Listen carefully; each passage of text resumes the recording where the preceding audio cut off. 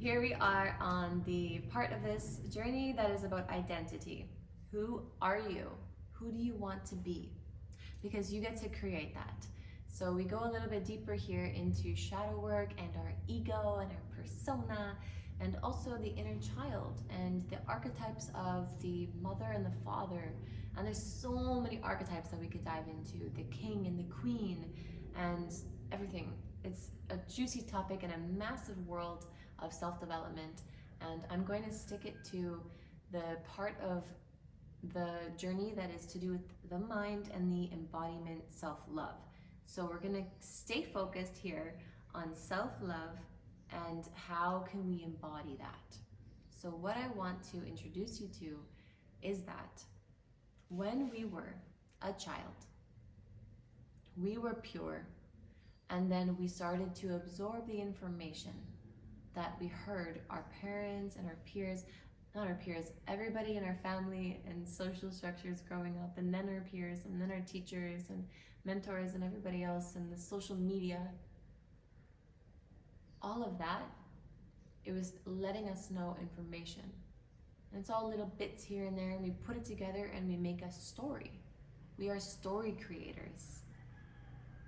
It also tells us what is okay and what isn't.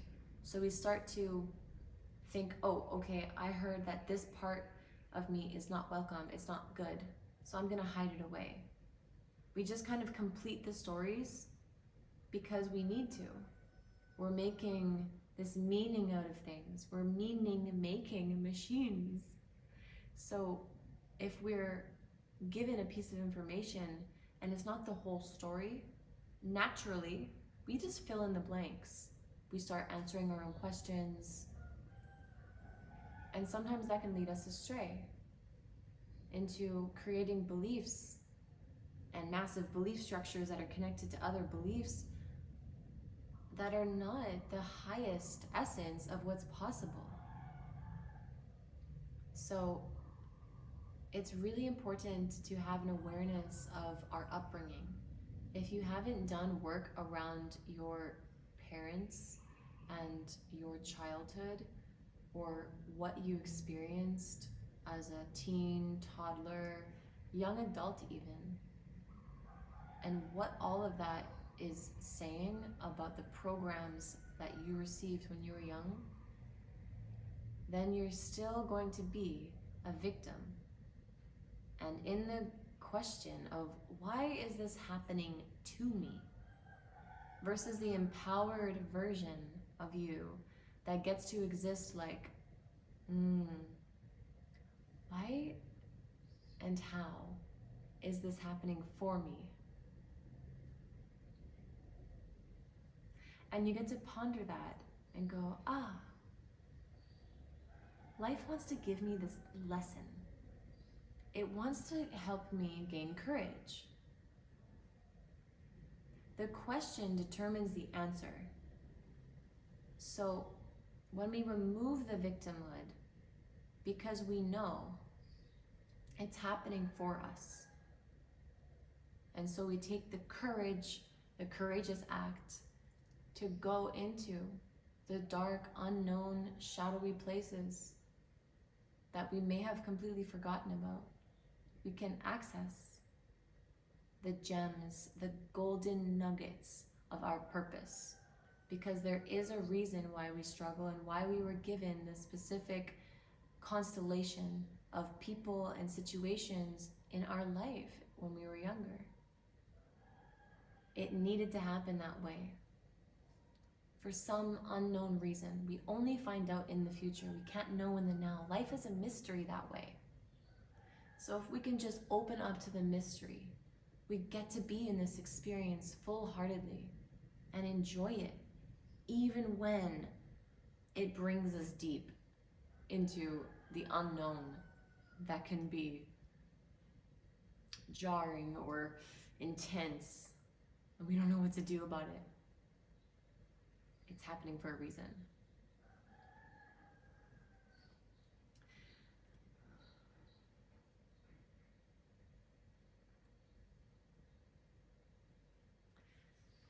So there's also another part of us that we want to acknowledge that is our higher self. Our higher self is like the observer consciousness, the part of you that's wise and that knows everything. It's almost similar to the intuitive aspect of us. There's like a connection to our body and our higher self. Like, I saw that coming. I had a feeling. Or I had a dream. How weird is that? There's a mystery to this aspect of ourself, which is that we are not just a robot that has a brain that does functions and these feelings, how do they exist chemically in this system? But there's also a spiritual nature to us that has the bird's eye view. And we can tune in to that bird's eye view from these practices like meditation and anything that stills the mind and brings us into the present moment, which is going to be in this course a lot about embodiment and movement once we get to the next section, body. And even now, you know, you're starting with a great foundation of being really aware of your mind, which is also, whenever you're super aware of your mind, you kind of grow in your perspective, you grow in your capacity to see what is there. So it's like being a bird and flying up so high and looking at, instead of just looking at where you're at, you can see the house and the city and the land and the world and the universe, and then your place in the universe and your purpose. I know that's grand, but we actually can travel anywhere in our imagination. We can actually dream at night and literally do the most amazing, magical, inexplainable, unpredictable things. And this life is also very similar to that. So we are trying to make this life also like a dream, but like we're lucid dreaming, like we get to create with a paintbrush of our imagination or a magic wand, and it gets to be super fun. It doesn't have to be like we're always carrying a sword and warding off all this bad energy and protecting ourselves. You know, we get to have a sword on the back of our suit if we like want that, and we're a samurai and we're a slayer of sorts, but we don't need to be in a constant state of fear, because life is our playground. That's how I see it. We are the children here on this Mother Earth, and this earth is like a womb. She's holding us here. We are safe here to play. We came from her and we will return to her.